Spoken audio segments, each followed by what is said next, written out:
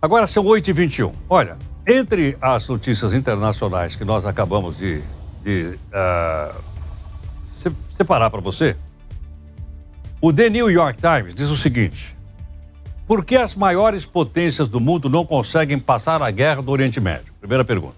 Segunda parte. Netanyahu vive raro momento de acumular vitórias para Israel no conflito com grupos apoiados pelo Irã. Para nos ajudar a entender, gentilmente, professor Leonardo Trevisan, professor da Escola Superior de Propaganda e Marketing. Professor, mais uma vez, muito obrigado.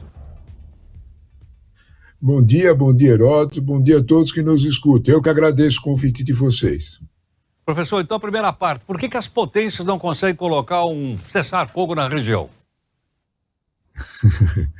Essa pergunta é de $1 milhão, né? Ou mais. Eu tenho a impressão, né, que quando nós olhamos para o quadro do Oriente Médio de hoje, ele tem uma feição nova, né? Como você logo disse, Israel começou a acumular vitórias, né? O que tem, né, é que mudou o dono do mundo. Esse é o ponto, né?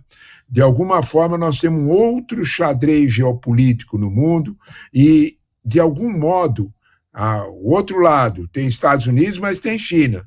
A China também se meteu nesse jogo no Oriente Médio, promoveu mudanças e essas vitórias de Israel têm que ser olhadas nessas mudanças. Precisa lembrar que em agosto do ano passado, uma coisa completamente nova, o Xi Jinping conseguiu colocar na mesma mesa o chanceler da Arábia Saudita, que era sunita, que é sunita, e o chanceler do Irã, que é xiita, na mesma mesa, lá em Pequim.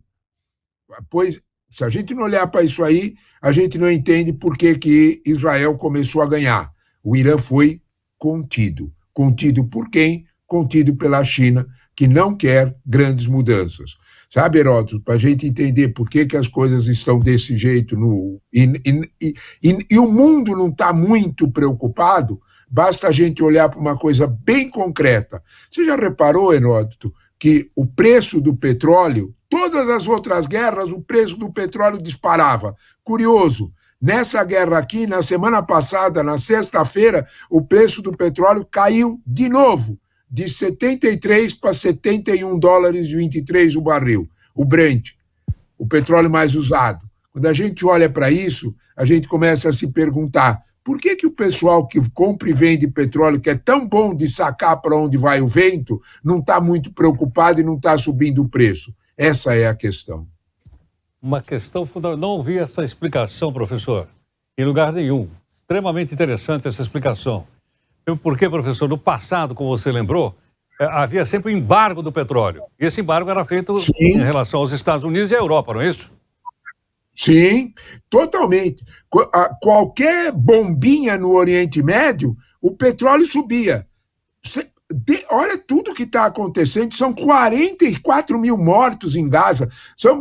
Os ataques, praticamente a liderança do Hezbollah foi absolutamente desmantelada. Dos 19 líderes, 18 morreram. Quando você olha para essa situação, você diz, bom, o petróleo tinha que subir. Por que não sobe? Aí você vai entender que não sobe porque não teremos uma guerra total. Por que não teremos guerra total? Porque o Irã, que é a cabeça do povo, os outros são só tentáculos, né? Hezbollah e etc. O Irã é a cabeça. O Irã foi contido pela China. Aí você vai me perguntar, mas por que a China não quer a briga? Porque a China está se reconstruindo economicamente. Se o preço do petróleo subir, essa situação vai atrapalhar a reconstrução chinesa. Esse é um lado da história. Tem o outro lado da história. A China está olhando para o dia seguinte que a guerra acabar. Quando a guerra acabar, Heródoto, eu não tenho dúvida de uma coisa. Os estados moderados árabes, Arábia Saudita, Qatar, Emirados Árabes Unidos, aonde está a grana do petróleo, vão fazer os seus acordos. Lembra aqueles acordos de Abraão com Israel? Eles vão seguir em frente. E nós vamos ter um novo Oriente Médio com outro quadro. Essa situação significa que os palestinos não são convidados para essa festa. É disso que nós estamos falando. Caramba. Professor Trevisan, quer dizer então que o petróleo deixou de ser uma arma militar, uma arma política? Provavelmente. E provavelmente é por isso mesmo, você usou uma expressão muito boa, deixou de ser uma arma militar, uma arma política, porque o petróleo, de alguma forma, que é a grande fonte de riqueza desses países árabes, tem, de algum modo, um problema para se viabilizar. Nós temos toda essa transição energética em jogo. Os países moderados árabes estão olhando para isso.